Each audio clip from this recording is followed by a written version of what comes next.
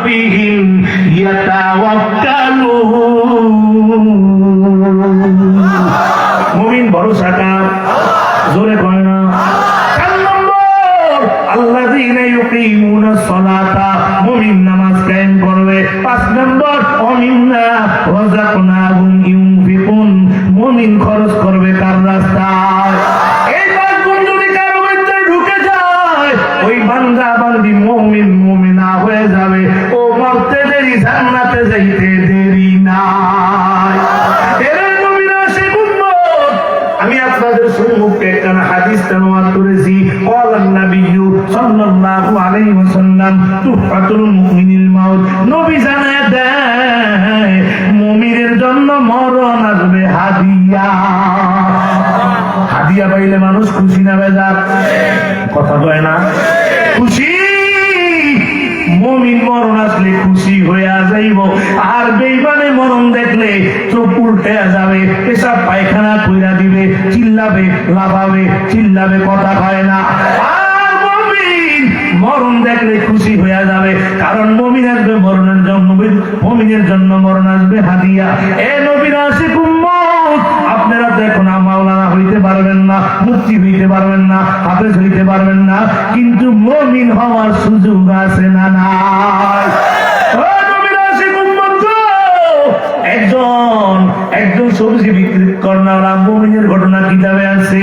বলে মুমিন হইতে হলে আলেম হওয়া লাগে না, মাওলানা হওয়া লাগে না, মুফতি হওয়া লাগে না। আপনি একজন কৃষক, ইচ্ছা করলে মুমিন হইতে পারবেন, সুবহানাল্লাহ বলেন না? কিন্তু লাগবে কয়টা গুণ? জোরে কোন? একজন রিকশাওয়ালা মুমিন, একজন কৃষক মুমিন, মুদির দোকানদার মুমিন হয়ে গেছে, কেউ জানে না, আছে না নাই? একজন সবজি বিক্রি করনারা মুমিনের ঘটনা আছে। সবজি বিক্রেতা সবজি বিক্রি করে করে সংসার চালায়, কিন্তু মুমিন হয়ে গেছে, সুবহানাল্লাহ বলেন না? সবজি নিয়ে বাজারের দিকে রওনা হয়ে গেছে।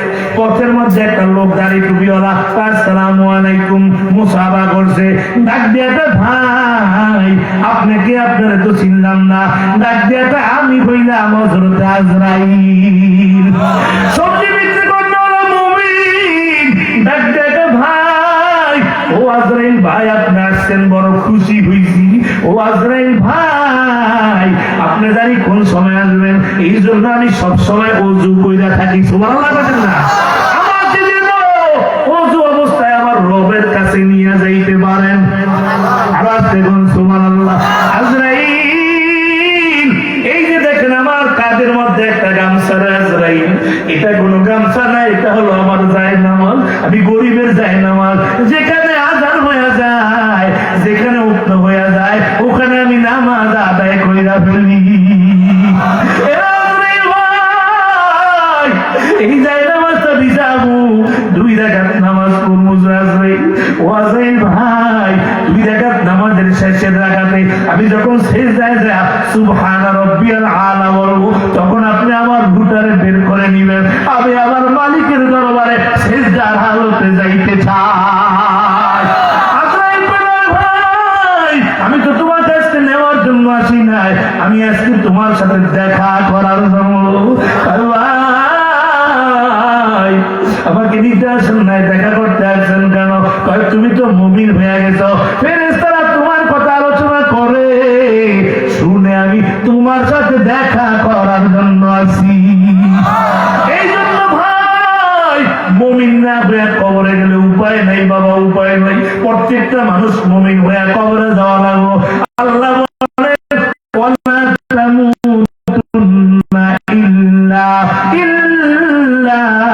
ওয়া আনতুম মুসলিমুন।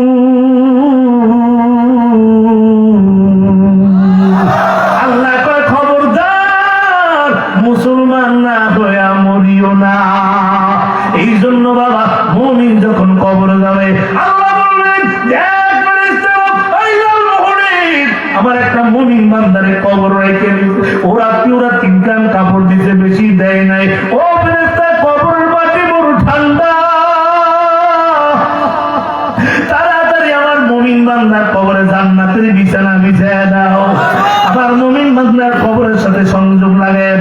আর বেঈমান যখন মারা যাবে আল্লাহ কয় না কুরবানের নাফরমান আমার নিয়ামত খেয়ে আমার শুকর আদায় করলে ওর কবরের মধ্যে জাহান্নামের লাগে সংযোগ লাগাইয়া দেয়। এই জন্য বাবা মুমিন হইয়া কবরে যাওয়া লাগো। আল্লাহর কাছে দোয়া করি, আল্লাহ আমি যে আলোচনা করছি এবং যারা শুনছে আমাদের সবাইকে মুমিন বানিয়ে দেন বলেন আমি। আল্লাহ গো মুমিন না বানায় কবরে নিন না বলেন আমি। ওয়াকিল দাওয়ান আলহামদুলিল্লাহি রাব্বিল আলামিন। এখনই মুনাজাত হয়ে যাবে ইনশাআল্লাহ। কেউ উঠা বসা করবো না।